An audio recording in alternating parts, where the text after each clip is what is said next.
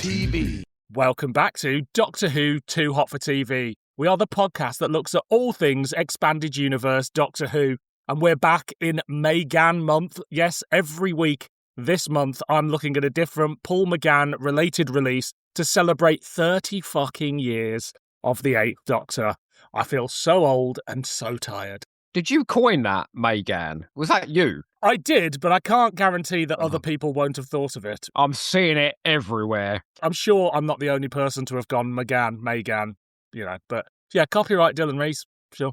As you've heard, I've got Mr. Joe Ford back with me. Yeah, Joe Ford, welcome. I didn't wait to be introduced. Hello there. Everyone knows him. They know his shtick. And you will have already heard him this month on the other Too Hot for TV, talking about the X-Files. It's Mr. Iain Martin. Iain, welcome to the Doctor Who podcast, Too Hot for TV.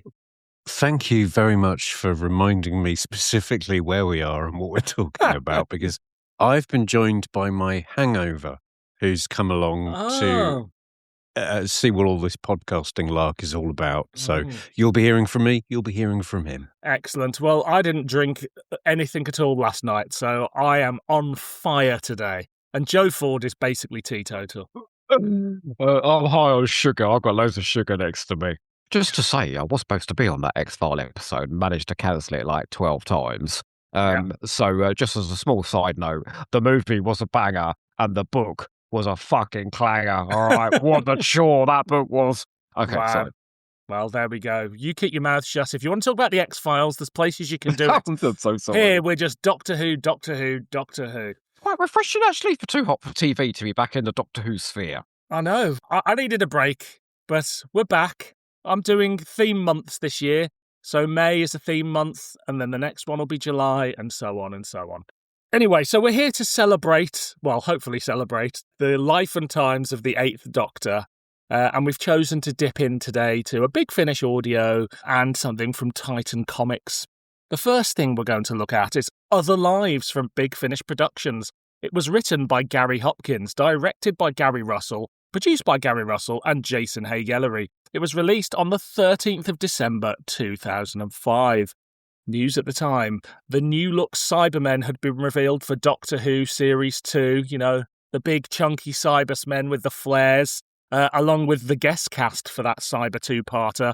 And the tabloids were reporting that Billie Piper might leave, which Doctor Who magazine said, don't take that seriously until you hear anything officially. She did leave. And David Tennant and Billie Piper turned on the Christmas lights. Heady days, eh? Did she leave, Dylan? Did she? Because she was back again in Series 4, and then she was back again for the 50th. And I don't know if I need to remind you, but she was back again last year. Did she leave? Well, she certainly left full-time employment with BBC Wales in favour of occasional employment by BBC Wales. Iain, you a fan of the Cybersmen? No. Oh, good. I quite like the top half, but the bottom half just doesn't quite work for me. You specifically the flares. You're against the 70s retro hippie vibe. You don't like them sitting around smoking a doobie, listening to the Dead. Yeah.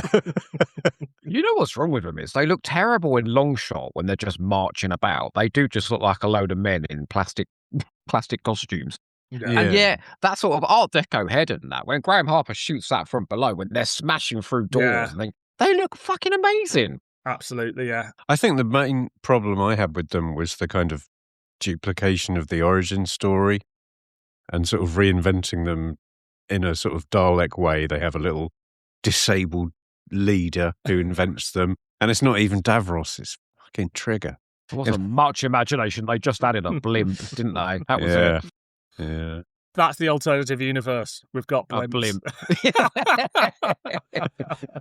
What can we do that's really cheap with the London landscape we've already got? Put in a blimp. Nothing says alternative dimension like that. Releases at the time, from BBC Books, we had Atom Bomb Blues featuring the 7th Doctor and Ace. From Big Finish, we had The Devil in Miss Wildtime, make of that what you will. Project Valhalla, the book that ties into Project Twilight. Never even heard of it. Want to give that a read. Cybermen Conversion and subscribers exclusive featuring the 6th Doctor and Perry. cryptobiosis. From Telos, we have the Time Hunter novel Deus Levolt, I'm going to say. Who knows? Yep. Then online, we had Slitheen Surfer and Sue Doc Who, 2 Doctor Who games.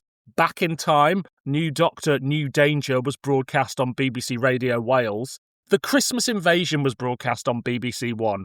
And Attack of the Grass premiered on the BBC Red Button. The comic strip was a 9th Doctor and Rose story, The Groat's Worth of Wit. Am I the only person that was hoping that Sue Doc Who was going to be like some obscure spin-off starring Sue Pollard as Doctor Who?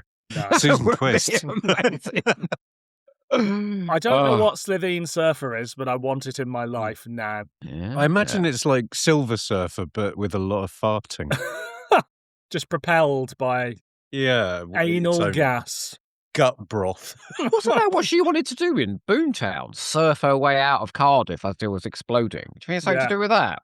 Yeah. You too can be Margaret Slitheen online, surfing away from a radioactive whale or something like that. I would like to cover Attack of the Grass on this one day. I feel like it's a little bit of Doctor Who we never talk about. You know, the debut on television of Gareth Roberts as a writer, much to be lauded there, I'm sure. Aye. Anyway. You also mentioned the very last book as written by Andrew Cartmel there. I saw Iain creaming his knickers when you mentioned the name.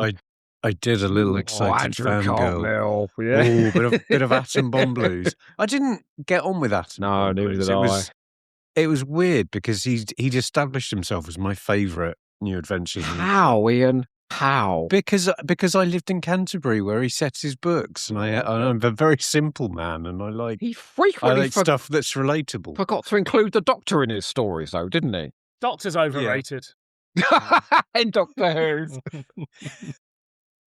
You'll learn from the X-Files episode that we did that Iain liked that X-Files book mainly because it mentioned places that he lived in as well. So, fair. Yeah. I don't think anything ever mentions Eastbourne, you know. Closest I've got is New Haven in a Doctor Who story. No. Oh, and Brighton. Yeah, but Brighton's a popular place. Eastbourne, not so much. No. Oi, you bitch. It's lovely, but it's not like everyone's going, let's set a story in Eastbourne. It's the same as Birmingham. No one's setting a story in Birmingham. I think in the long history of Eastbourne, it'll be Dylan Reese once came here. That's the only thing Eastbourne will be known for. They always roll out the red carpet when I do. Too hot for TV. The Dr. Charlie and Keris arrive in London in 1851 during the Great Exhibition, but are almost immediately separated and forced into very different adventures. The Doctor is taken in by Georgina Marlowe, who mistakes him for her lost husband, drawing him into an unexpected domestic life. Charlie, meanwhile, is left to fend for herself and becomes involved with a group of political agitators and reformists, while Keris is captured and displayed as an exotic curiosity subjected to exploitation and cruelty. Each of them must adapt quickly, living unfamiliar other lives in order to survive. As their separate paths unfold, a wider political conspiracy comes into focus, involving revolutionary elements who seek to destabilise Britain during this pivotal moment in history. The Doctor gradually realises that events are veering off course, while Charlie and Keris struggle with their own harsh realities. Eventually, their stories begin to converge as they work to uncover the truth behind the unrest and prevent violence from erupting. In doing so, they must extricate themselves from the roles they've been forced into and ensure that history proceeds as it should. Too hot for TV. So, have we heard Other Lives before? Let's come to Mr. Iain Martin, who I think is going to say no. I am going to say no. Would you like it in a sort of deep, clanging voice, or would you like a sort of high-pitched? No. What? How would Give you me like a couple it? of options, and I'll edit it. All right. Let's go. No. Can I hear Let's your go. Charlie Pollard version? No. Can I hear your Duke of Wellington version?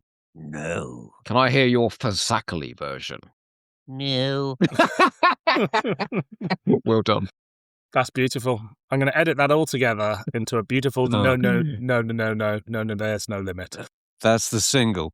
I know this, and I could have let you say this yourself, but I believe you gave up on the 8th Doctor range when the series came back, right? I did. It was a perfect jumping off point at the end of The Next Life because it leads into an adventure with the Daleks, and I thought, Time War, bleh, I'll just switch tracks and carry on the TV route. So how much further into the Eighth Doctor run was this story? Well, he's absorbed into the main range at this point, so it's sort of a year later, but maybe we've had a couple of stories. I tell you what, Big Finish never promote the perfect jumping off point, do they? They're always saying this is the perfect jumping on point, but it's like, actually, Beachy Head, I think. Yeah. That's not considered great PR, the perfect jumping off point. Just stop here, guys. It's the Beachy Head of Big Finish. Yeah. Jesus Christ. It's actually because, by a weird twist of fate, Other Lives is the very next story Mark and I are listening to in our Finish Big run through. Right. There's only Terra Firma and Scaredy Cat between this and the Divergent Universe. So it's very soon into the Eighth Doctor's little run. But it's about a year later in sort of release dates. Yeah. Joe Ford, presumably you've heard this before. Yeah. Loved it back in the day. Have many thoughts about it now. But yes, yeah. I went back and read my review for this, and actually I was sort of backhanded about a lot of my compliments. So I think I may have been struggling with the main range at the time. But this one, I thought quite a lot of at the time. Right. I would have heard it when it came out, and it did not leave an impression. And then when I did a listen through about 2012, I heard it then. And even though I couldn't remember what it was about, I remember enjoying it quite a lot. And this time round, sort of mixed feelings, but more good than bad, I think. So after this arc-heavy run of the Eighth Doctor in the alternative universe, do we think this is the sort of story the Eighth Doctor needs? Yes, definitely. The last thing that the Eighth Doctor needed after his torturous time in the Divergent Universe is a story like Terra Firma, where he comes back to Earth, the whole Earth is wiped out, and everyone's tortured horribly. And it's like, okay, so we've come back to our universe just to do what we was doing back in the Divergent Universe. Then you get Scaredy Cat, which is literally no one remembers Scaredy Cat. Everyone's heard it. No one remembers a thing about it. It's such a nothing story. This, just a little bit of history, a historical character, a character tale, lots of charming interactions for the regulars, a little bit of development for some of the regulars, almost romance for the Doctor, chill time for the Doctor, Charlie, and Cariz. Well, maybe not Cariz. He's put in a thong and tortured. Yes, I absolutely think this is what they should be doing. And I think this is probably the best story of their last run. Full stop. Interesting. Yeah, it's just a slower pace, and everything's a bit more calm, and it's just them enjoying each other's company, enjoying the adventures, except maybe Cariz. But who knows? I don't know what turns on Cariz. But mostly. It's an interesting, different take compared to... There was a lot of bleakness before this, I feel like, and this is a bit more... Even though it does deal with, sort of some of the horrors of human history and stuff like that, it's still very much like, no, this is a more slight adventure and just an easy listen.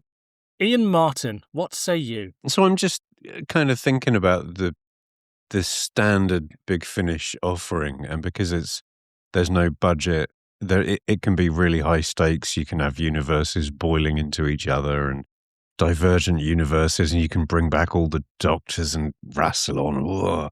But the thing that kind of works with Doctor Who as a TV show is that, sure, you can have a big story, but then you'll get three little cheap ones that are like two-handers they filmed in the corner of Lime Grove. And sometimes in the audio range, it's nice to get the same thing. It's nice to get something smaller stakes, small scale, that emphasizes different attributes of the Doctor and his companions. So in some ways, it's a breath of fresh air. And this story in particular is a sort of a blend of very much fresh air and very much heavily recycled tropes of the Victorian era. Lots of Dickens in there, eh? Was there enough for you, Joe? Plenty. But it is essentially a pure historical, right? There's a timey-wiminess with the TARDIS, but nobody's fucking around with time, really. There's no monster. So it is a pure historical. I can't think of any science fiction element that doesn't involve the main trio.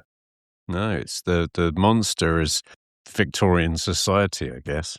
It's to Big Finish's credit that they are the only arm of the Doctor Who franchise that is willing to do no aliens in history. And they've done many of them, but they're still doing them, and they're usually pretty good when they do. Just to ask, though, for what could be a sort of sci-fi spin-off, did those two French royals, did they go all around the universe in the TARDIS and have adventures, the pair of them? It's only a matter of time before we do that. The Madame La Roche adventures. There's a box set called Oh Gosh La Roche. And it's, Yes. In fact, all you've got to do, me and Iain could play the part. All you've got to do is do a very bad French accent. And there, you got your cast. God bless Conrad and India, but their French accents are... They're obviously having a whale of a time doing them, but I don't know if I was looking for French actors, whether I would cast the two of them. The trouble with this story is you've got India Fisher playing Charlie and playing the French royal and playing a pretend version of the French royal, and you've got her sister playing the Doctor's missus in this as well. So there's so many of the Fisher family in this. I was like, is one person playing the entire cast here? What about this contrivance of the heart? Because the whole thing is that everybody's got this other life, and a lot of it is to do with them looking or sounding like other people. So, like, is that the sort of contrivance that works for you in a massacre-esque way? it's something you do at some point in any sci-fi franchise. There'll be an episode like this. When I first realised I was hearing India Fisher playing more than one character, I thought, oh, here we go, typical Big Finish cost-cutting bullshit. But then you kind of realise it's kind of supposed to be obvious, and then it kind of works. And it goes back to Shakespeare as a trope, doesn't it? This kind of farcical story based on people confusing each other for other people and being absorbed into other people's dramas because of how they look. I'm trying to think of that. There's that play by Sheridan, What I Studied Once, but it's been a kind of trope for a good 500 years. It's a Midsummer Night's Dream, isn't that? All people mistaking people for other people and fucking the wrong person and ending up the forest. That's generally how I spend my midsummer. That was the bit that I kind of struggled with, that the Doctor just happens to run into a woman who he looks just like her husband, that these French diplomats looked a bit like Charlie or at least sound like Kerry's. It's all too contrived for me, and I don't really like it in the Massacre. I don't really like it when it's done anywhere. Black Orchid? Yeah, as you say, it was done 500 years ago. I'm not sure we need to be still doing it. Someone's got to think of something else to do. Well, there's not too much in Doctor Who that we haven't kind of seen before. Normally, this is the sort of thing that would have annoyed me, but I was kind of here for it on this occasion. I think it worked really well in the Doctor's story, and I thought that was kind of worth following and, worth the money. But conversely, I found the Kerris storyline to just be really frustratingly Route One and kind of obvious and kind of, oh, really? So I go both ways on that. Oh, really? It says here. Mm-hmm. Can I fight you on that? Because I've really struggled. We're doing this run at the moment, and I've really struggled with Couriers as a character, because I don't understand a character who sort of murders people every other story. And then we start the next story of him going, oh, let's go off on a jolly adventure. That does sound a lot like the Doctor. It does, to be fair. It does. But, and because Conrad Westmaster is such a charming performer, like really, so when they try and turn him into this mass murderer, it just doesn't really work for me at all. However, I thought if they were going to do a historical story and he's a lizard, then this is a really great way of integrating him into a historical story, right? This is why he worked in a Divergent universe, because that's all sci-fi stuff. But now they're stuck with the problem of, well, do we put him in a cow? What is it they do at the start? You stay in the TARDIS for a few days and we're going to have some fun at the Crystal Palace. But no, he's kidnapped by Mr. Crackles, is it? Mr. Crackles. Mr. Crackles. Joseph Crackles. Yeah. And put in a thong, which I'm sure we all had great fun visualising. Forced to perform to the eccentric knobs of the Victorian era. I did message Conrad to find out if he went method for the scene where he was whipped in a thong, and he said, yeah. Yeah. I bet Paul McGann was holding the whip as well. In many ways, I think he's lucky that they landed in London and he was put in a kind of generic Victorian freak show, because if they'd landed in, say, Thailand, he might have found himself being forced to do all manner of degrading activities in front of a a large ticket buying crowd. With a ping pong ball. But essentially, yes. Oh, I don't want to think Which you about can that. replicate Good quite grief. well on audio, actually. Just thinking about that. I'm genuinely surprised we don't have more Victorian freak shows in Doctor Who, because it is such a ripe setting for a science fiction story, and a great way to get a menagerie of monsters together. I mean, I fear Lloyd Rose could, call her lawyers, because she'd written Camera Obscura before this, which is set in the Crystal Palace with a freak show. And then along comes Gary Hopkins and goes, "Oh, I'll have a bit of that." It's not quite as good, I'm afraid. Camera Obscura is a much better story. Is it the same sort of period? It's exactly, yeah. It's set in the Crystal Palace. They explore it just like the Doctor and Charlie do. And the Doctor joins the freak show instead of Curry's. But you know what? I'll tell you the big issue with this is it's so long. It's 2 hours long, this thing. And there's enough story here for about an hour, right? And we spend the first 2 episodes literally just going to the Crystal Palace, coming away, the Doctor almost meeting the woman, coming away, Charlie meeting the Duke of Wellington, coming away. And it's not until the end of episode 2 where all the pieces are in place. The story clearly wants to tell, which is Couriers as the freak show, the Doctor in the Dickens-esque romance, and Charlie and the Duke of Wellington just having hijinks together. And those 3 things are all excellent, but they don't really start until an hour into the story. Yeah. I think a lot of Big Finish at the time is hamstrung by the format of classic Doctor Who, which is, we say this quite a lot on this podcast, but I think one of the best things Nick Briggs did when he came in, after sort of carrying on that format for a little bit, was go, actually, Doctor Who doesn't always need to be 4 30-minute episodes or whatever. We can shake it up a bit. Like, I listened to Puccini and the Doctor recently. Oh, fabulous. Yeah, brilliant. And it's an hour long.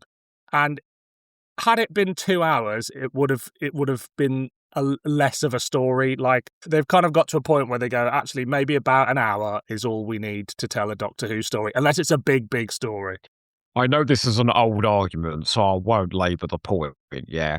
But it's worth mentioning there is at least double the amount of main range stories on Nick Briggs's watch than they are on Gary Russell's, and they're all about 2.5 hours long. So it took him a long time, but it's only because he created so many fucking ranges that there were also some hour-length stories as well. But he'd been trying to get rid of the main range for years and years. Well, it took him 15 bloody years to do it. No, I've seen Nick Briggs at conventions for at least 10 years before, just going, we're trying to get rid of it, and the fans just don't want us to do it. People kept buying longer and longer subscriptions, so they were like, at some point, we've got to stop these subs, and they did it. But yeah, as you say, all the other ranges, they start to go, oh, we'll give them an hour. Like, even whether you love or loathe those early Tom Baker ones, they're not all fucking 4-parters, are they? Thank God for that. Jesus. Imagine a 6-part Energy of the Daleks. Oh, Christ. When it rolls, though, when Everlies rolls from the hour point, I think it's excellent. Absolutely. Well, I messaged you after 2 episodes, didn't I? And said, I'm not sure I'm enjoying this. But by the end of it, I was completely sold. So what do we think of this? Is by Gary Hopkins, who's not a name I'm that familiar with, but he wrote The Last in the Divergent Universe arc. He adapted Power Play for the Lost Stories, did an episode of Gallifrey and an episode of I, Davros, and that's about it. What do we think of his script? Well, I just want to say quickly, The Last, his first script for Big Finish, probably my favourite from the whole Divergent universe. I remember that being brilliant. Utterly fatalistic about this planet where everyone's down in a bunker and we're all going to die. Poor old Charlie has her legs crushed and is smothered by the evil Excelsior, which is one of those fabulous villainesses that Big Finish pulls out of their arseholes every now and again. Really, really great script. And this is a good follow-up as well. Yeah, I think he knows what he's doing. I think he's hampered by his length as well. So he spends so long putting his jigsaw pieces in place. And you are a bit confused about, well, whose story am I listening to here? There are so many things happening in those first 2 episodes. I mean, I thought the story initially was going to be about the 2 royals in the TARDIS, and then they're just gone for 2 episodes. But he gets these regulars right at a point where no one is getting these regulars right. He makes Charlie fun and effervescent again. He leans into the Paul McGann romantic Doctor that I really love. I mean, he is flirting with her. I don't care what you guys say. He's giving her the eye. And even Couriers works here for me. So yeah, I think it's a good script with decent dialogue. For example, You ready for this? You're thinking that I'm a tart, a harlot, a strumpet, a streetwalker. I mean, it is very funny in places. I mean, the bit where the Duke of Wellington's going on about what's, have you seen the bloody monumental column in Trafalgar Square? Horatio's taller than the rest of us now. It's very funny in places. I think it's a good script. It's a bit of a gem. Yeah. Ian? The very first sentence of the story, you get Charlie going, "Oh, it's enormous, Doctor." Ooh. And you think, okay, this is a comedy story. And then it kind of isn't, but parts of it kind of are. And you don't really know where you are with it. It's a tricksy thing. And, I said it before, I'll say it again. I think some of the writing is amazing with the Doctor's story. And yeah, Charlie's story as well is pretty lovely and pretty carefully well written. But as soon as you get the character of Joseph Crackles, it's like this could be any kids' TV show from the 80s, like the Baker Street Boys or something. It's a really sort of grotesque performance of a very predictable Cockney man who's going to turn out to be a bad man. And, it's very similar to Susan Kay's Phantom of the Opera novel that was set before the Phantom of the Opera, where you get him growing up in a freak show for 30 years. And I was just left with this kind of sense that 1/3 of this story is really lame and 2/3 of it are really good. Joseph Crackles, if he'd have turned up in the Crimson Horror, you wouldn't have blinked an eye, would you? Absolutely not. But he was well acted, I'll say that for him. He's, there was an element of steely menace underpinning things. Actors love this stuff, though, don't they? Yeah. You can tell the cast love this script. Absolutely. For me, I think actually the Duke of Wellington stuff, despite how well it's played, is the least interesting stuff. I'm wanting to get back to the freak show. I'm wanting to get back to the Doctor and his new missus. But yeah, the Charlie stuff is some great dialogue in there, as you say, Joe, but it's the least interesting story strand for me. She's just not been fun for so long. Yeah. It's just so nice that somebody remembers she can have some fun in these adventures. When you listen to those first couple of seasons of The Doctor and Charlie, they're having so much fun, and then the moment you get to the Divergent universe, the fun is just sucked out of it. It's interesting, isn't it? Now they've gone back to the early times of Paul McGann with the Audacity stuff. They haven't gone back to the other live period. They've gone back to the seasons 1 and 2, Charlie and Eighth Doctor. Yeah, absolutely. I mean, well, no, they have done a couple with Keres, haven't they? So Yeah, but that's like a running storyline now, isn't Yeah. it? With Audacity set in the second series, I think. Yeah. Because that's when they're fun. That's when But- they're having a good time. the more recent ones they've done with Charlie and Keres as well, I think There was a Sontar and Rutan one. that one was a lot of fun. It wasn't the greatest story ever, but it was just them having fun again in like a Sontaran battlefield. I said that to Mark earlier. I said, because he's obviously listened to these with me at the moment, and I went, I said, they're so funny, aren't they? That's on Sontar and Rutan one, where the Dr. Charlie and Kyrus are all having a great time. They're trying to make us believe that's what it was like back in the day, when it's not at all. Is that how badly we've gone for nostalgia now that we're looking back at this period affectionately? Someone's gone, we could squeeze some more out of the other lives dynamic. Give it 15 years, we'll be back to the reality. Oh, remember those good times? Back to the reality war. Back to Dot and fucking Bubble. Anyway. Oh, yay! Oh, sorry. So let's talk a bit more about the guest cast, because we have somebody who was very nearly Doctor Who in this. We have Mr. Ron Moody, who is not somebody I've ever really been familiar with, but old people seem to like him. I love him. Oh, I'm old. well, there we go. Who is he? And how do we feel about his performance as the Duke of Wellington? Take a tip from Bill Sykes. He can steal what he likes. You got to pick a pocket or two. That's all I know him from. But I thought he was great in this. The definitive Fagin. And I think he was he not also Rothgo in the first series of Into the Labyrinth? Oh, the yes. 1980 yes, Peter Grimwade thing. Yeah. Which I bloody love, and I must scour the internet to see if got it's... it on DVD, and it features... Have you? I think it features one of the last credited writing credits for both Robert Holmes and John Le Carrotti.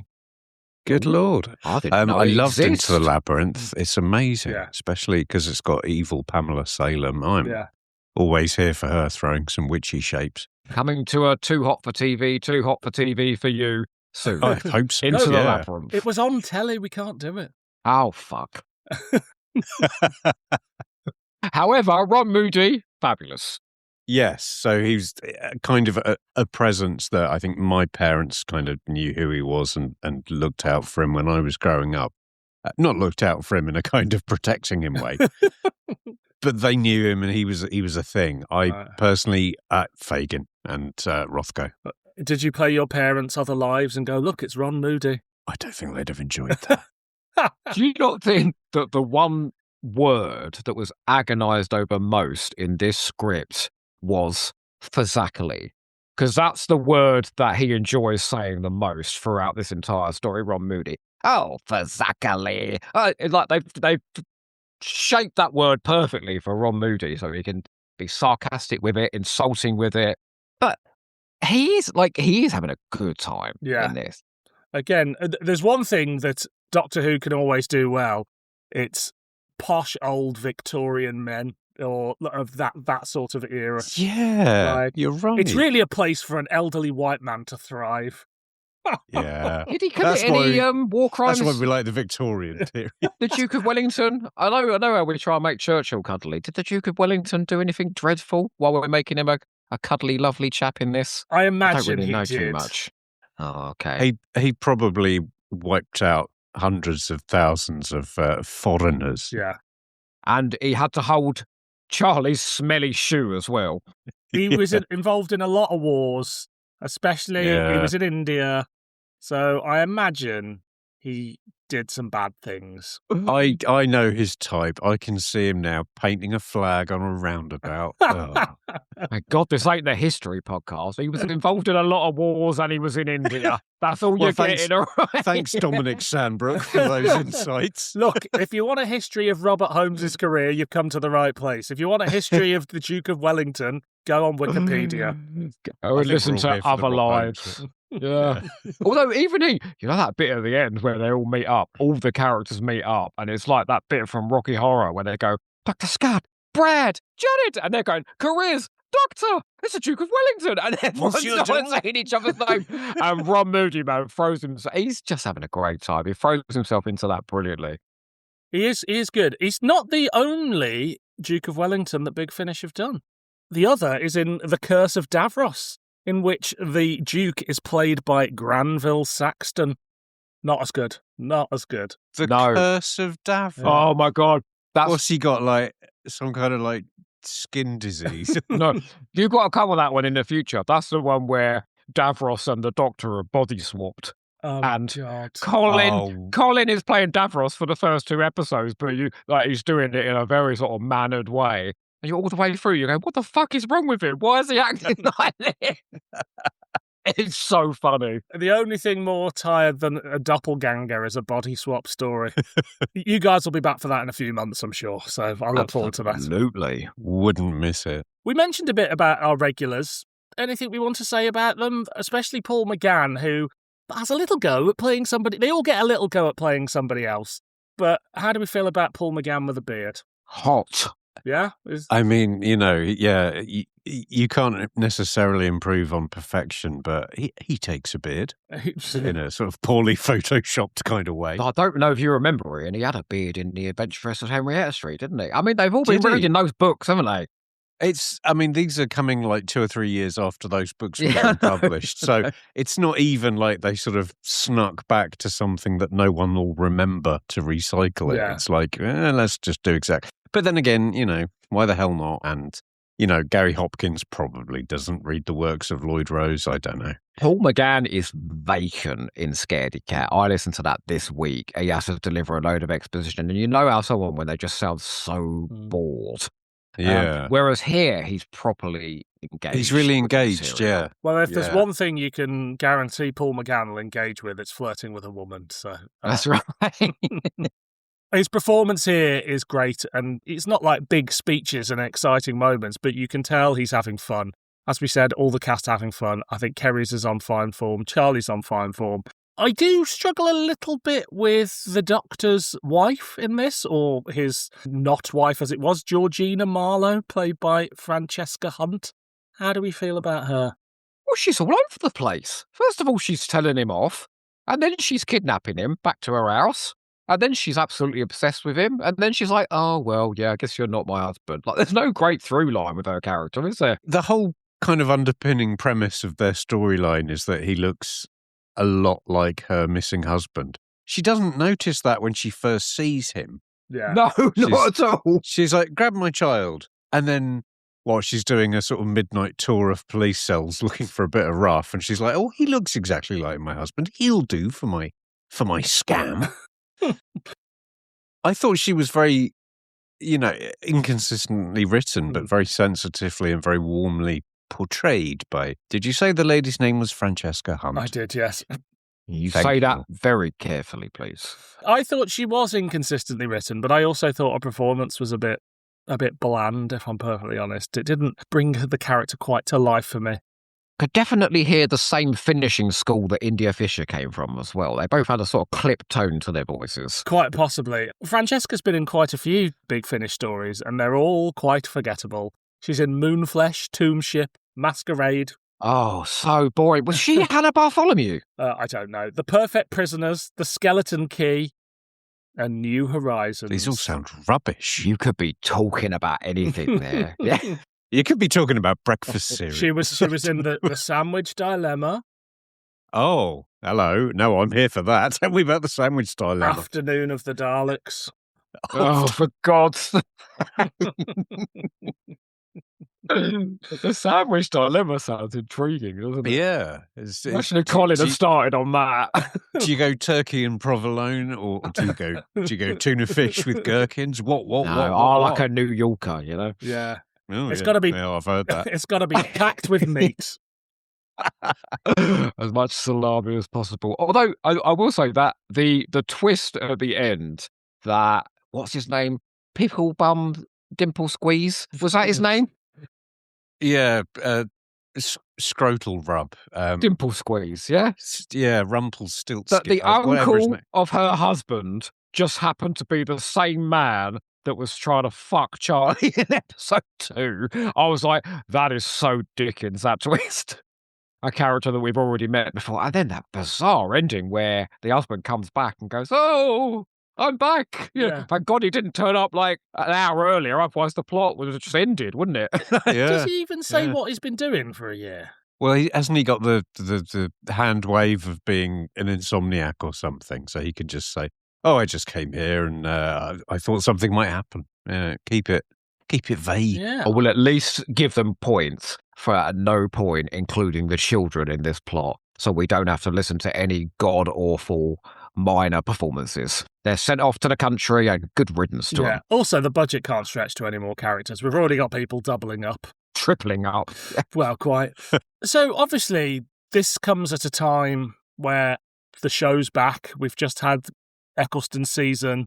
Christmas Invasion is on TV. Is this the sort of story spin-off media should be doing at the time? No. I think they should have realised and done the Lucy Miller format a lot quicker than they did. It was a savvy move when they eventually got there, doing those 1 hour, 10 stories per season, something like that. Something like that, yeah. Very much in the mould of the new series. And loads of people just leapt on that because it felt like familiar with what Doctor Who is bringing out now. Now, these 2 hour stories set in the past, pure historicals with characters that we've been with for donkey's years, they kind of feel, this is a good script, but it does kind of feel like, okay, been there, done that. Yeah, if you've got 2 hours now, you need to fill it with something legendary like the Reality War or something like that. Tumbleweed. I like Jodie's bit. Just every time anyone talks about the Reality War, I just feel this bone deep sorrow. The Reality Bore, am I right, lads? Am I? People usually whisper it. You're bold with your volume, Dylan. Iain, anything to add to that about what the show should be doing at the time? Yeah, I think, I don't know. They're kind of damned if they do and damned if they don't at this point. They've kind of built their career and they've built their audience on giving them substitute for classic Who.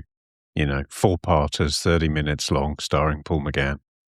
They should have pivoted to doing something that kind of would have brought in new fans who like the format on TV.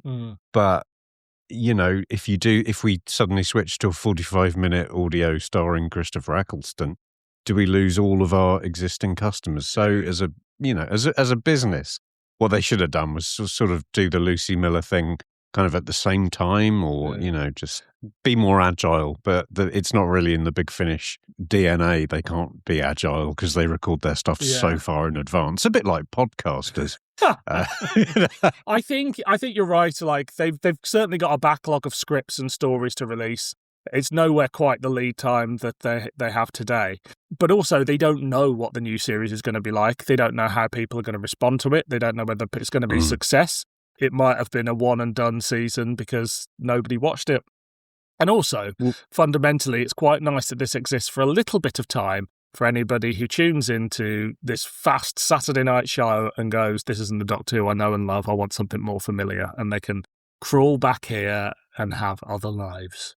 You said it earlier, though, Dylan. You said that, they kept extending the main range because they knew they had a staple of old farts that loved the classic series, that want it in that mold, half-an-hour stories, 4 episodes, running around in episode 3, all of the old Doctors that we love.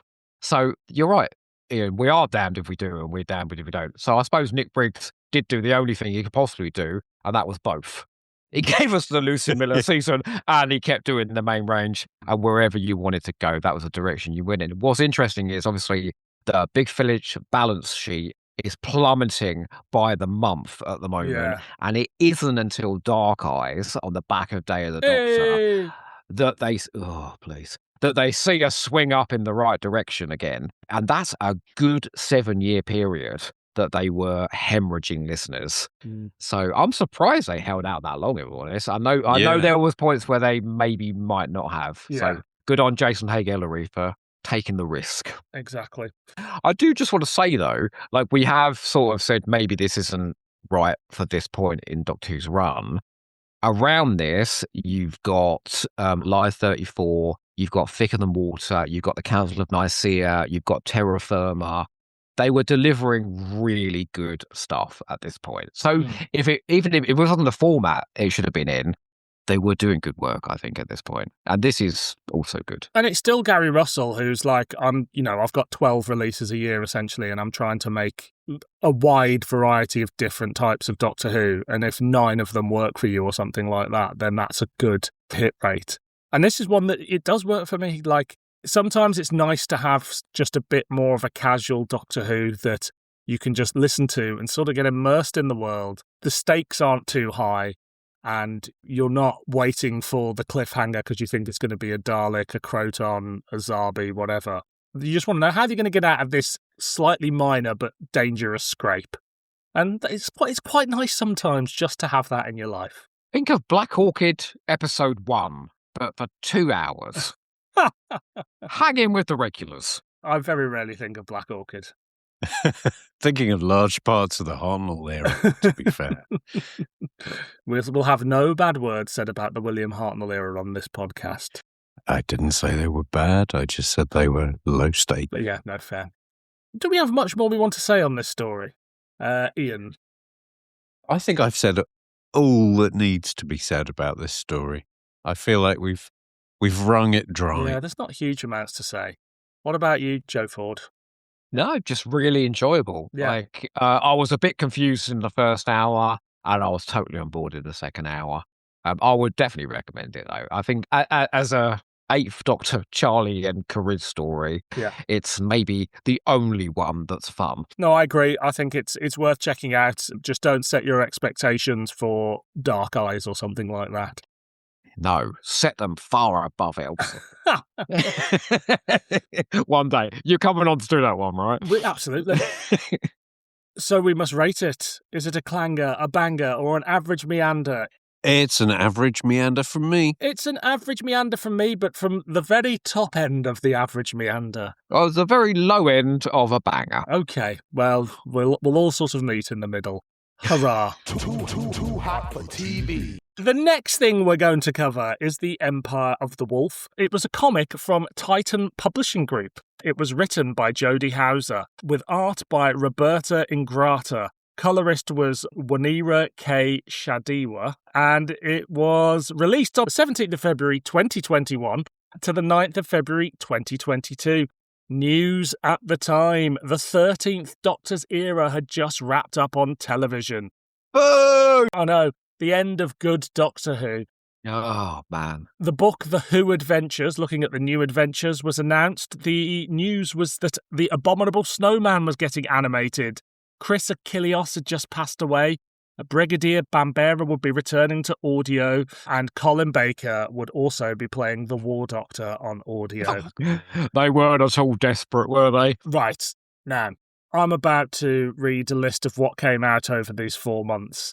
If anybody needs to go for a 20-minute jog, Oh, God. here's your time. Let's see how quickly I can get through this. From Big Finish, we had Time Jack still running, Between Two Worlds, The Red List, Lost Warriors, Stranded 3, Warbringer, The Grey Mare, The Year of Martha Jones, The Lichwick Abomination, 40, Volume 1, I Chameleon, The Weather on Versimimon, Watchers, Charlotte Pollard, The Further Adventures, K. Point, Peladon, The Slender-Fingered Cats of Bubastis, The Lone Centurion, Volume 2, The Annihilators, Old Friends, Gallifrey War Room, and Sunny. From BBC Audio, we had K9 Audio Annual, The Time Travel Collection, 12th Doctor Tales, The Underwater Menace, London 1965, Time in the Rani, The Space Travel Collection, Revenge of the Cybermen. On TV, we had Flux and Eve of the Daleks. Games, we had Edge of Reality, The Eternal Mystery. On DVD, we had Flux. And that's it. Let me know what you think of all of those. It doesn't surprise me at all that Iain knew precisely how to pronounce the slender fingers of Bubastis. I mean, hello, you just mentioned Flux, the best season of Doctor Who ever. Yeah, agreed. Yeah, Eve of the Daleks, the best New Year's special ever. That's a lot of Doctor Who, isn't it? that really is too No much. wonder people are so intimidated by the Big Finish. I mean, you listed about 30 stories there, didn't you? That's over 4 months. Yeah, but that's a lot. There's more Big Finish there than they release in their first year. That's crazy, man. That is At what crazy. point in Big Finish's history did they sort of have more episodes of Doctor Who than the classic era on TV? And now, what's the ratio? Oh, God knows. 10 to 1. Yeah. You talk about jumping off points. That was a good jumping off point, wasn't it? Yeah. Much like a hamster with a blunt penknife, Big Finish at that point is just a load of noise, isn't it? Good God. Mind you, I mean, if anything, if there was a pitch for a story that sounded like a Big Finish Doctor Who story, well, Dylan, why don't you tell us about Empire of the Wolf? Too hot for TV. The 8th Doctor encounters a version of Rose Tyler pulled from another universe, drawing him into a wider crisis involving multiple timelines.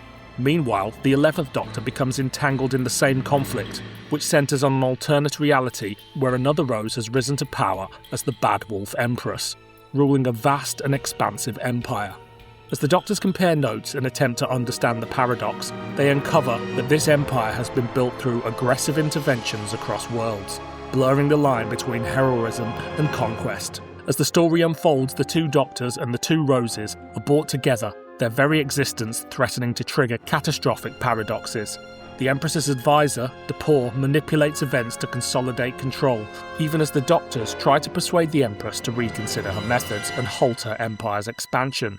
The resulting clash culminates in a reality-threatening confrontation involving time-displaced Sontarans, where the paradox energy generated by the meeting of the counterparts become key to resolving the crisis and restoring balance. In the end, the Doctors succeed in undoing the worst of the damage and returning those displaced to their proper timelines, averting the collapse of reality itself. Too hot for TV. So, I'd not experienced this before, but it's one that I've wanted to do for a long time. I knew nothing about it apart from the cover, which had Rose on a throne, looking like an empress, which she is, the 8th Doctor and the 11th Doctor. And this is pitched as an 8th Doctor comic, so it's part of an 8th Doctor run they do. So he's sort of the main Doctor in it. And because on one hand, it sounds like it could be quite an epic, interesting story that, you know, perhaps somebody's got that multi-Doctor chemistry just right and they're going to do something interesting. On the other hand, it sounds like a load of old fan wank. So, much to my surprise, when I started reading it and realised not only was it a load of old incomprehensible fan wank, It was one of the dullest comics I've ever fucking read in my entire... I don't know how you take these two charming doctors and one of the most successful companions of all time and just make something as shit as this. Baffling, isn't it? Inexcusably bad. Have we reached peak desperation with multi-doctor stories now?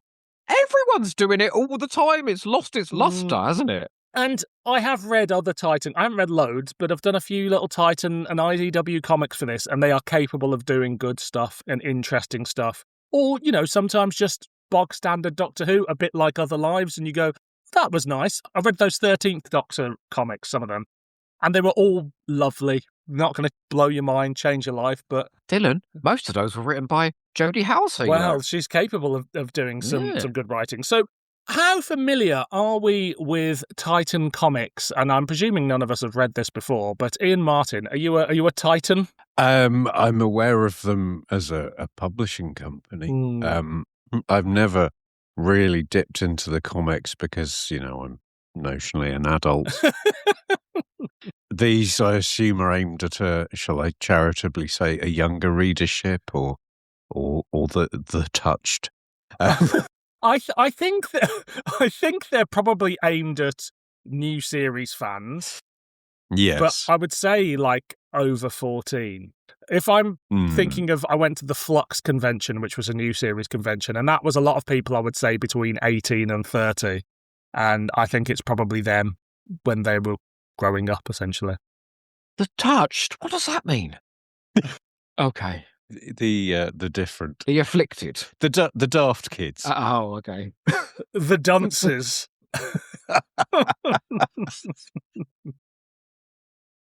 I mean, yeah, no, my God. This, as an introduction to the work of Titan Comics, this is the words barrier to entry kind of flashing in red light. It's a jumping off point. It is. It is. We're doing a lot of jumping off today. I worry. What a celebration of the Paul Maygann era today. Look, there's 4 or 5 episodes and there's some great stuff being covered. So, well, why are we covering that, you bastard? It can't all be good, can it? Oh, we're doing the best on my one, though, aren't we? Well, Let's exactly. Joe Ford, are you a Titan reader? No, I was going to ask you fellas about this, actually, because I only really know, the Doctor Who magazine comic collections. I went into Forbidden Planet, so I thought I'll have a look and see what Titan comics they've got.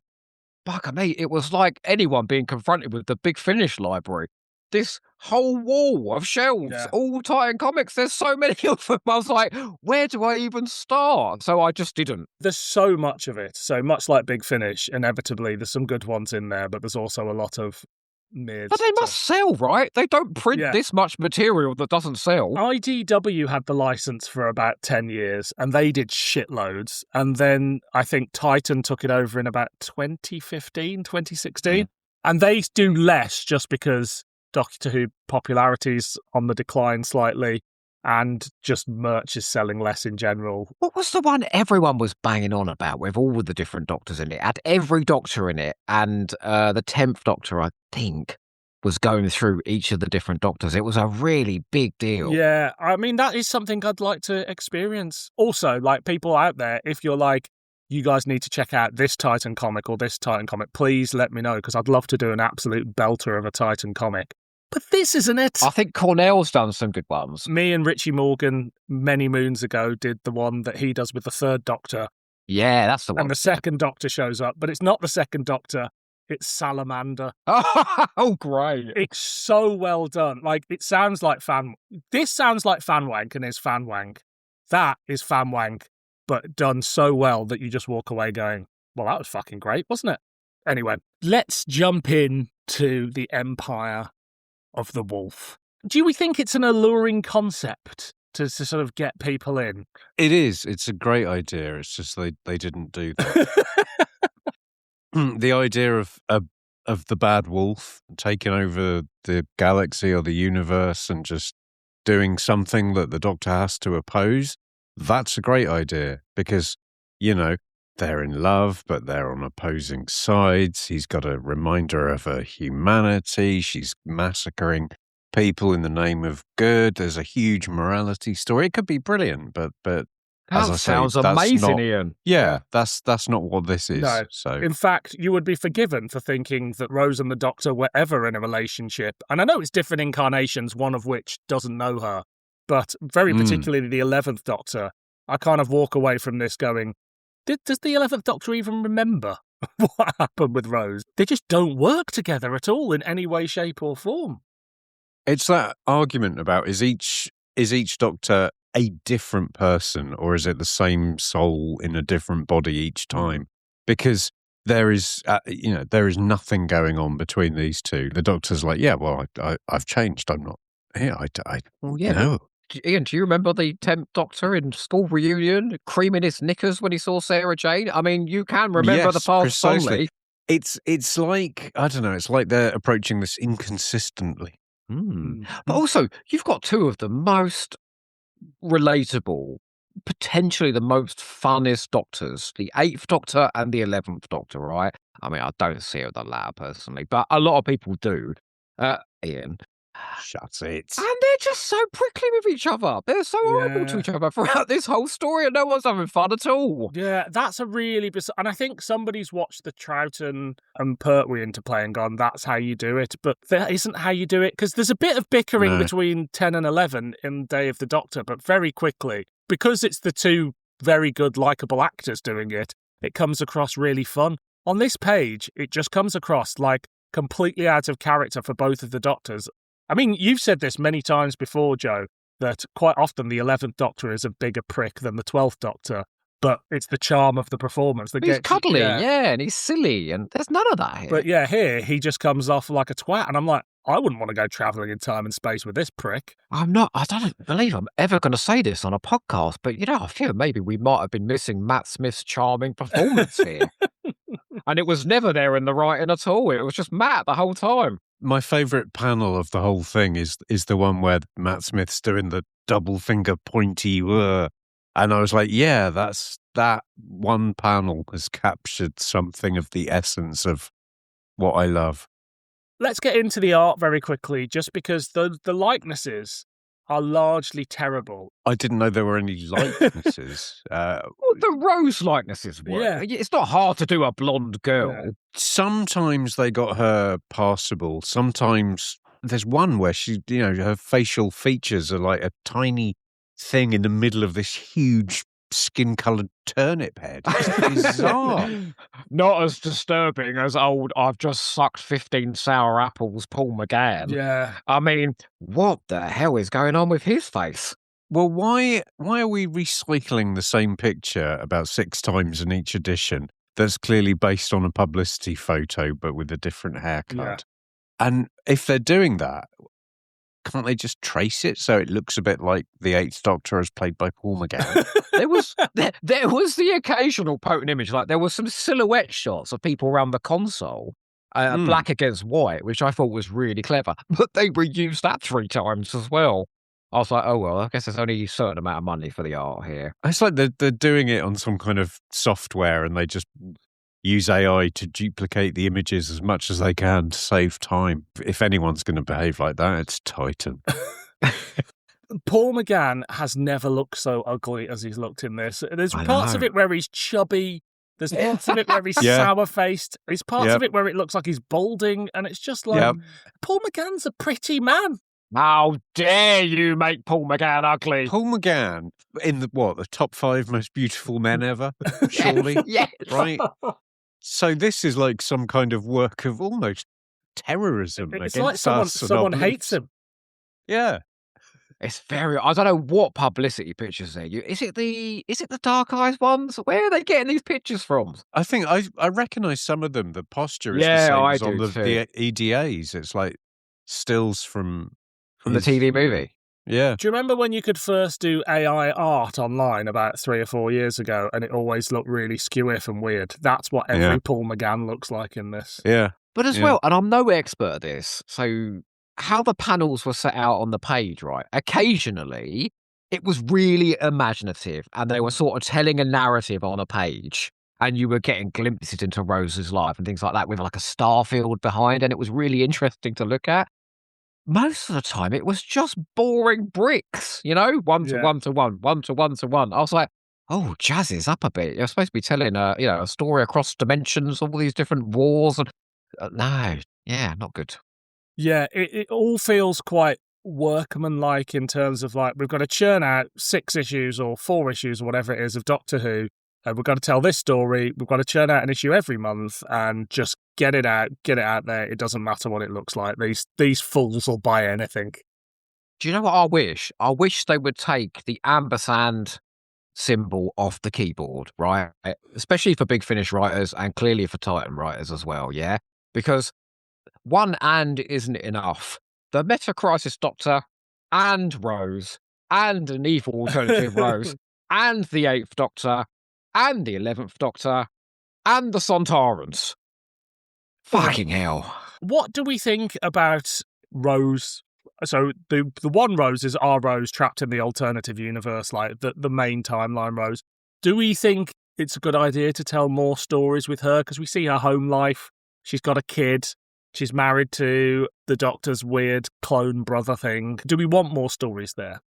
I don't, personally. I feel like if you're going to tell more stories with that character, because we can picture in our head, there's probably a lot of people have written a lot of fan fiction about the kind of nice, blissful domestic life of Rose and 10.5. Be very careful what you're Googling. There's images as well, right? Oh, really? Yeah. Full frontal. Oh, just don't go on DeviantArt, Ian, all right? I'm just DeviantArt. I'm just going to drop out of the call for half an hour. Turn the sound off. It's going to be unpleasant. Yeah, no, I love the idea of Rose coming back if the character's moved on and we're doing something new with the character. Like if she had become this kind of, empress, a huge, powerful figure who was kind of trying to dominate the universe for what she thought of as good. I think that would have made perfect sense. But just doing this felt a bit Five Doctors, It's like, oh, here's me making a cup of tea. Oh, little black triangles whisk me away to a field in Wales. All right. It makes it less definite, doesn't it? It needs to be a bigger event. And I feel like somebody in Cardiff should be going, no, don't do that. We can save that. If we're going to do it, we'll do it another time. I want to see more of Rose because I listened to the Rose Tyler Dimension Canon Big Finish audios, and they're great. They're really, really fun. Good. And a great use of Billy Piper as well. So I don't really want to see more of her as the Doctor, though, so I won't be watching any more Doctor Who on TV. But this one, not really. She got a happy ending, right? Wasn't that the point? A happy ending. Yeah. Not a happy beginning. And I think Big Finish were quite clever when they did Dimension Canon. It's set in between her return in Journey's End, isn't it? So it's all leading to that moment. So you get a bit of that alternative universe Rose, but it's before she's got alternative Doctor.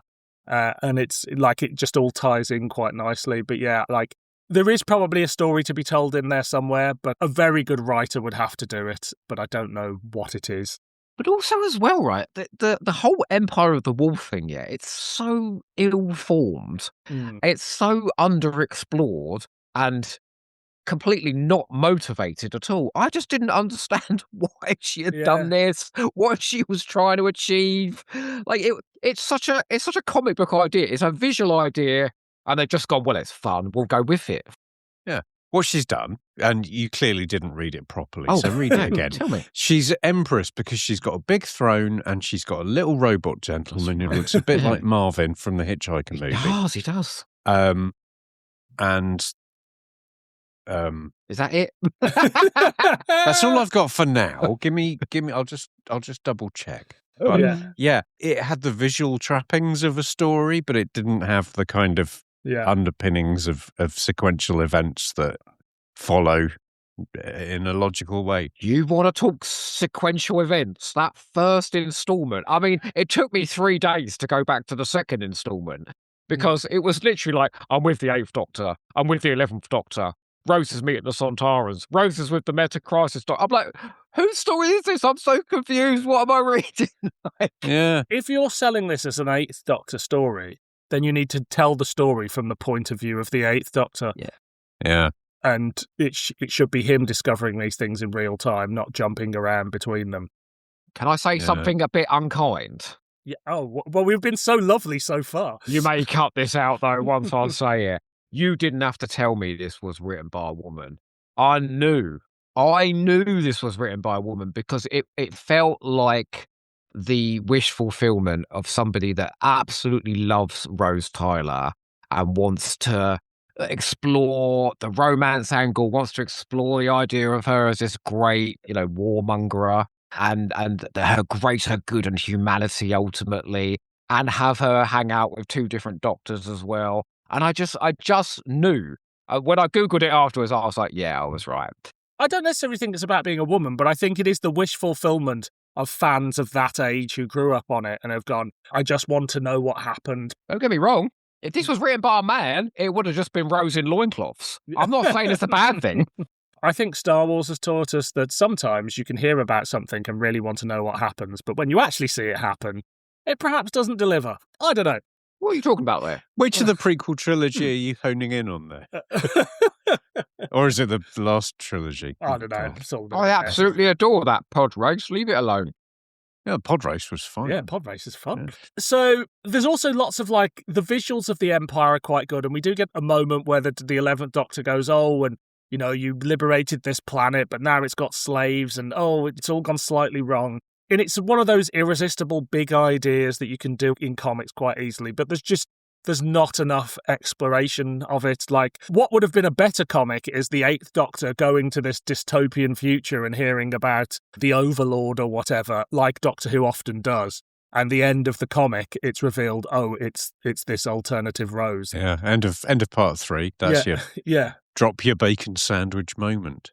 Exactly. But so obvious, though, isn't it? I'm going to read the line here of what you're saying, and Dylan, you'll recognise this because I say this to you frequently when you come to my house. He says, if you're not careful and if you're not watching, the whole cycle of suffering will start all over again. Well, yes, if you become a warmongering tyrant, that is a possibility, yes. So, can I tell you my sort of single main essential problem with this? Please do. Why is this an 8th Doctor story? Why are we doing that? Why isn't it Eccleston? Because the people reading this have watched New Who and they're invested in New Who. They don't know who Paul McGann is. Paul McGann's Doctor brings nothing to this story. It should have been Eccleston. Yeah, that does make sense. Well, it means you've got to establish her relationship with the 8th Doctor and then her relationship with the 11th. But it's like, okay, so none of these actually have any emotional weight because she doesn't have existing relationships with either of them. Yeah, the problem is if it was the 9th Doctor and the 10th Doctor, they'd just spit roaster for 4 episodes. So, it can't be done. I'd read that. You say read. Yeah. I'll take it in. I'd absorb that content. I'd ingest that content. God, can you imagine Christopher Eccleston's O-face? Oh, my God. Fantastic. I've lost my train of thought. Have you guys ever experienced temporal fluidity? Only after a lot of lager. Yeah. That's why I couldn't make your podcast the other week, Joe. I had a bit of the temporal fluids. Oh, really? That's not what I told everyone. So, I mean, the end of this story is 2 temporal fluidities, one unstable one cancelling out a stable one or something. And the whole universe just goes back to normal again. I was like, okay. This big event that was big enough to bring 2 Doctors together and 16 Roses or whatever. It just seemed to be solved like that. And I was just like, oh, this is just even more inconsequential than it started out with. But at least the Sontarans are there, eh? Why are they there? Hey. They don't do anything. They just turn up and march and then vanish again. Yeah. But to the point that when they do show up at the end, I was like, I'd forgotten the Sontarans were in this. Yeah. Yeah. And you're kind of pleased to see them because at least they've got some kind of bearing on the story and they are an enjoyable presence, whereas everyone else is like phoning it in. And they're not even them, they're just being drawn. Yeah. The characters in the comic are phoning it in, you know? Do you know the only thing that's more annoying than an incomprehensible technobabble ending like this is when they hang a lantern on an incomprehensible technobabble ending. And to have Rose say, if anyone can make this complete and utter nonsense work, it's him. And that's supposed to be enough for us to buy into this bullshit. That's a writer saying, yeah, exactly. But it's a very confident. That's a writer at 3 a.m. going, right. And then right, there's this thing, and it resets the universe. I don't know why. I've become Keith Richards. You guys not confused, though, how this didn't end up as a Once and Future script from Big Finish. I mean, it's right up their street, this, isn't it? I mean, I never got that far with Once and Future. I managed 10 minutes of the first story and 10 minutes of the last. Loads of different doctors and companions coming together, Fan Wank and one alien monster from the classic series. And they're all over that shit at the moment. It's just not what you want, is it? That's just... So, I'm curious, because for years, spin-off media tended to err on the side of caution with multi-doctor stories. And quite rightly so, I think. Now, do we think it's just a case of the more doctors you put on the front cover, the more it's going to sell? Is that just where we are? Yes. Doctors and Daleks, I think, sell, which is why they both lost interest a long time ago. It's sad because I do like a multi-doctor story.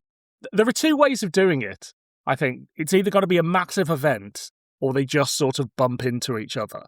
But you need to get out of the way very quickly that, we're the same, but we're different, and just get on and have a reason for them both to be there, because having two of the same character in anything, it's a lot of writing to get right. And I just don't think a lot of writers of spin-off material are able to do that. And it just weakens the brand for me. Each era of the new series did it once, and RTD1 didn't even do a multi-doctor story. They did a multi-companion story, and that was The Stolen Earth. And it was so exciting when they all came together. There was two doctors in it, but it was two of the same doctor. Well, the same one from this, isn't it? Yeah. And then Day of the Doctor, that felt special because we hadn't done it since then. And then Power of the Doctor because we hadn't done it since then. So it was what? Twice Upon a Time. Oh, yes, I forgot. Well, that was so unmemorable. No one remembers that one. I don't particularly like it, but it's a worthy thing to do, to get these two iterations of the Doctor that are so far apart. I don't think it quite worked how I would like to have worked, but... Two old farts pondering death for an hour. Two old white dudes. The kids were absolutely gripped. But you know what I'm saying, though? They eked it out. Whereas Titan, may I very quickly just tell you a little bit about Josie Houser's other output? Yeah, please do. So she does the Doom story with Missy and the 12th Master. She does the Call Me Master Big Finish audio with the Master and his Sontaran companion, Veg. That's his name. She does the Master Plan with Missy, the 12th Doctor, the 3rd Doctor, River, Joe Grant Benton, the Spy Master, the 8th Doctor, Dorian Maldivar, Grace Holloway, and Clara. She writes Old Friends with 13th Doctor and the 6th Corsair. Oh, I've read that. That's good. Still fan wank. A little help from my friends. Please stop. Which is the 13th Doctor Yaz, the 10th Doctor Martha, and the Nestines. So they're doing a lot of this. Oh, Christ, I don't want to read any of that. How are comics getting the rights to use Grace Holloway and Big Finish still can't? Well, they probably just use her likeness, but didn't give her a name. No, but you said it was Grace. That's what Wiki told me. Interesting. Right. I maintain that her work on the 13th Doctor that I've read was good, but that's because she's just writing for one Doctor having an adventure. And I think when I feel sorry for a writer, because I don't know whether she's pitching these or whether the company are going, we need to cram all these elements in. Like, who knows where the shopping list comes from. But certainly in Old Friends that I read, it was a lovely story that she'd managed to put together because it was just a fun bit of Doctor Who. But here, I'm just like, if I'd had read this, I would have gone, I don't need to read anything more by her. But I know she can do good shit. That's where I'm at with Titan Comics. I'm like, well, they're all going to be like this. And let me just confirm something. They expect people to pay money for this. Yeah. Yes. Well, we all bought it with our hard-earned cash. Did, yes. But, when it all comes down to two versions of Rose Tyler kicking the shit out of an army, this is just wish fulfillment. It's not a story. It's just, I'd love to see that happen.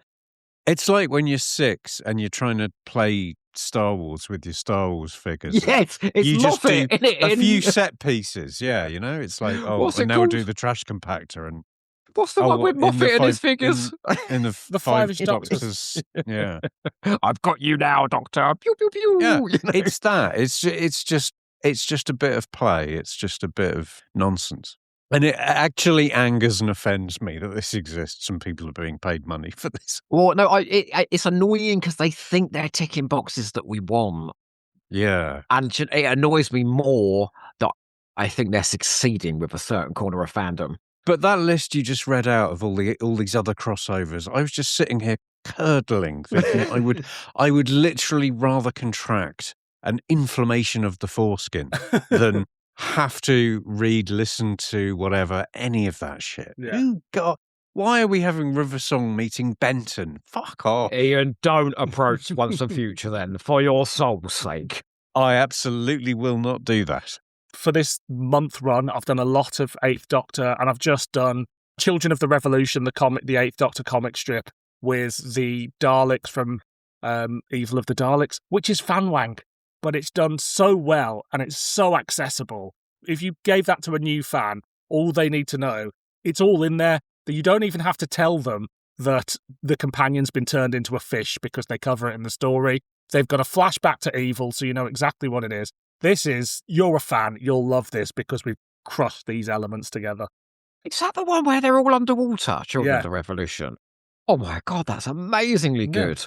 It's The brilliant stuff. artwork is phenomenal. Yeah. Why the hell didn't we do that instead of this shit? But let me just circle back though, because there's something good in every Doctor Who story. It has been said, and in this, I really liked the character of DePau. I thought he was lovely. Is that the little Love- short man? Yeah, yeah, lovely little gentleman. It was the least offensive part of it, sure, because That's probably what I mean. and it was a brand new element, so I think it was just nice to have a generic sci-fi buddy in there who turned out to be a bit of a scheming evil prick. You Yeah, know a bit what of the most offensive thing about this was this line. I literally wanted to throw my phone across the room. I was the bad wolf. Actually, I'm the mum of a teenager. I was like, oh, God almighty. There are so many ways you can do girl power in Doctor Who, but this is not one of them. Catherine Tate could have got away with that line, but I think Billie Piper could have got away with it if she delivered it herself, maybe. because a lot of Doctor Who actors spend a lot of time polishing turds, you know, in terms of... Yeah. Like, one of the greatest skills the actor playing the Doctor has to have is to be able to reel off sci-fi bollocks and make it sound convincing and fun. And the same is said to the companions for a lesser extent. And they all have those little moments, but you're really lacking having the actual characters here saying these things, that these lines just don't pop in the way they should. And also, if Rose is the mother of a teenage daughter, then Rose is like, what, 40-odd? Yeah. There's no attempt to depict that in what is a visual medium. They don't draw her. No, she doesn't look any older, does she? She's got a kid who's like same 14. hair, same clothes. It's baffling. But also, nobody's got any lines on their faces at all anyway, so it's like... Yeah. Well, Evil Rose has got a big line on her face, hasn't she? of A course. big Nicholas Courtney scar to prove she's from an alternative universe. Evil Rose, though, I would be on board for that. You are right, though, Dylan. Tiny diversion. I'll never forget reading that little bit of script Mark got for Power of the Doctor when it was filmed there. And there was an exposition bit where Jodie comes in the room and is reeling off all this stuff about the Quarunks and the Master doing this. And I was reading it on the page going, no actor in this planet will be able to make that, would sell that material. Then I saw Jodie come in and it just ran off her tongue like honey. And I was like, you cannot underestimate what actors bring. Yeah, absolutely. And Jodie is particularly good at that. And so is Paul McGann. We're here to sing the praises of Paul McGann, ultimately. In fact, I think all of those new series Doctors, they've got that. Yeah, just about absolutely. right. Do we have anything else we want to say on this masterpiece? Plenty, but you couldn't broadcast it. No. I'd like to see further adventures of the evil warmongering midgets, but that's about it. Beyond that, no. Oh, it was just terrible. I did have a note. This is so bad, I wrote. It puts me in mind of the reality war. In terms of just Steady on, Iain. Steady slapping on. things together to try and force them into a story. No, I get and you. failing. Absolutely. You know? Absolutely. Yeah. It was fucking dreadful from start to finish. Should we rate it? See what Let's we rate it, all Dylan. thought? Ooh. Happy anniversary, Paul McGann. This was the most clangiest of clanger. It's right at the bottom in the dregs of the things I'd rather watch Doctor Screw again than read this. What about you, Iain? Well, it goes without saying that I'd rather watch Doctor Screw than do pretty much anything. But yeah, I think in all the expanded universe stuff featuring the Eighth Doctor, who is still in my top 3 Doctors, this does nothing to further his cause. I don't think it's an Eighth Doctor story. I think he doesn't belong in the story. He's not really depicted in this story. It's just ghastly. And I think if you imagine a subterranean crypt, and beneath that there's like a weird rock formation of a cavern with a little stream going through it, and at the end of the stream there's this chasm leading down to almost the centre of the earth, as deep as the Marianas Trench. Underneath that, in the very core of the earth, you can hear the clanging of a very big clanger bell. This, for me, therefore, doth clang. I can feel the reverberations from here. Me too. Joe Ford? Do you remember the comic Ouroboros? Yes. From the Eighth Doctor range? Man, oh man. Paul McGann was drawn so beautifully. He had his top off in that. I mean, my version of that graphic novel is practically cardboard now. It's so beautiful. And then I look at the artwork of this and I think to myself, how could you possibly make Paul McGann look that bad? I mean, Jesus Christ. No, it's a clanger, but, Iain, Dylan, it's not the clangiest clanger because simply for the time commitment of us listening to that Bill Baggs Red Book, I got through this very quickly in comparison. That is but fair. It's only just the second worst thing we've ever covered. Too hot for TV. Well, happy 30 years, Paul McGann. Joe Ford, if people want to find you, where can they find you? Well, why don't they hop straight over to a Hampered Blood Penknife, where they'll hear us talking and extolling the virtues, or otherwise, of the TV movie. Excellent. Iain Martin, anything to push? Anything to peddle? Listen to the Electric Sodcast, for Christ's sake, people. Also, there's something on Spotify called Quantum Spice Crisis. That might be worth a listen as well. Excellent. I'll be back next week, where I'll be joined by assorted members of Strangers in Space, and we'll be talking about the audio The Doctor and Puccini by Matthew Jacobs, and looking at Matthew Jacobs' documentary, Doctor Who Am I? Much more exciting material, but much duller guests. That seems about right. Until next time, I've been Dylan. I've been Joe. And I've been Iain. And this has been Doctor Who Too Hot for TV.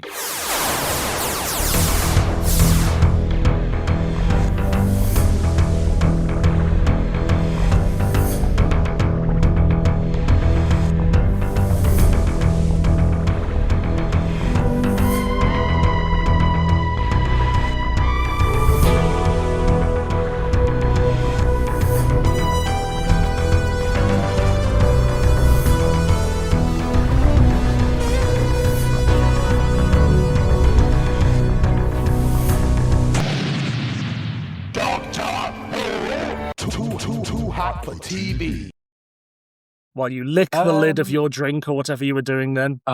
Sorry, yeah. Lid liquor, eh? We'll have none of that here. Too hot for TV. How's everybody doing? Do we need to have a wee, a drink, a poo, a wank, anything like that? A wank? How long do you think that takes? 2 seconds. Yeah, that's about 6 hours, right? We just extract a few more belts. I don't want you to have the crackly sounds, and you think, right, there we go. You know how to extract a belt. I surely do, honey. With your teeth. So, shall we do it then? Shall we step into the empire of the wolf? Of the wolf. Too hot for TV.